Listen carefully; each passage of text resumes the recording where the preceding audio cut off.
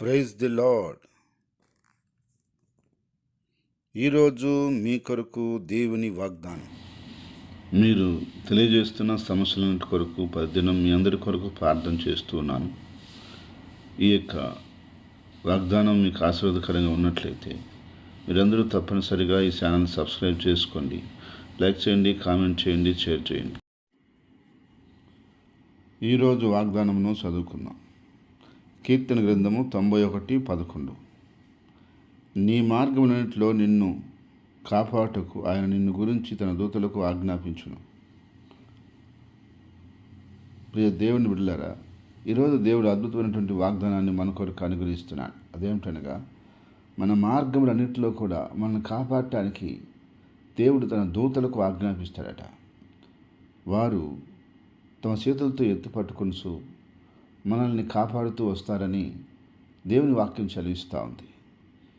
ఈరోజు గొప్ప గొప్ప ధనవంతులు వాళ్ళని కాపాడుకోవటానికి వారికంటూ కొంత మనుషులను ఏర్పాటు చేసుకుంటున్నారు. వారి చుట్టూ వారు పోతున్నప్పుడు ఆ యొక్క సెక్యూరిటీని ఏర్పాటు చేసుకొని వారి ద్వారా మేము కాపాడబడతామని చెప్పి వారు ముందుకెళ్తున్నారు.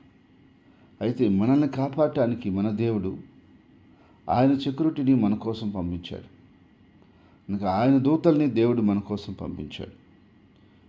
ఒకవేళ మనుషులు ఏర్పరచుకున్నటువంటి మనుషుల సెక్యూరిటీ ఉన్నప్పటికీ కూడా ప్రమాదాలు జరుగుతున్నాయి. కానీ దేవదూతల సెక్యూరిటీలో మనం ఉన్నామన్న విషయాన్ని దేవుడు ఈరోజు మనతో తెలియజేస్తున్నాడు. కనుక వాళ్ళు ఏం చేస్తారు అంటే, మన పాదములకు రాయితాలు కొన్ని ఎత్తి పట్టుకుంటారని కింద వచనంలో రాశాడు. కాబట్టి నేను నీ కుటుంబాన్ని, నీ బిడ్డలను దేవుడు తన దూతలను చేత నిత్యము కాపాడుతున్నాడు. ఆయనకు మనం ఏమీ ఫీజు చెల్లించడం లేదు, కానీ ప్రేమతో మనల్ని అందరినీ కాపాడుతున్నాడు. ఒక మనిషిని మనకు కాపలాదారుగా సెక్యూరిటీగా పెట్టుకుంటే వారికి మనం ప్రతి నెల వెల చెల్లించాల్సిందే. కానీ దేవుడు ఇంతమంది దూతలను దేవుడు మనకు సెక్యూరిటీగా పెట్టి మనల్ని కాపాడుతూ వస్తున్నాడు. కాబట్టి ఇప్పుడు దేవుని బిడ్డలారా, మీరు దేవుని నమ్మినట్లయితే దేవుని దూతలు మీ యొక్క చుట్టూ ఎప్పుడు కాపలా ఉండి మిమ్మల్ని కాపాడుతూ ఉంటాయి. కొంతమంది కుక్కలు తెచ్చుకొని పెట్టుకుంటుంటారు. ఎందుకయ్యా కుక్కలు అంటే, మమ్మల్ని కాపాడుతాయి అని వాళ్ళ యొక్క విశ్వాసం. ఆ కుక్కలను కూడా చంపి దొంగలు దొంగతనం చేసిపోతున్నారు. మరి నిజమైన కాపుదలు ఎవరు ఇవ్వగలరు, ఎవరిస్తారు అంటే ప్రభువైన యేసుక్రీస్తు మాత్రమే ఇస్తాడు. ఆయన తప్ప ఇంకెవరు నిజమైనటువంటి కాపుదలు ఇవ్వలేరు. ఆయన రేపొగలు మనల్ని కాపాడుతుండటం ఒక వంతు అయితే, మరలా మనం వెళ్ళే మార్గంలో ప్రయాణాల్లో మనం ఉండే చోట్లకి ఆయన దూతలను పంపించి అక్కడ మనతో ఆయన కాపలా ఉంచి నడిపిస్తున్నాడు.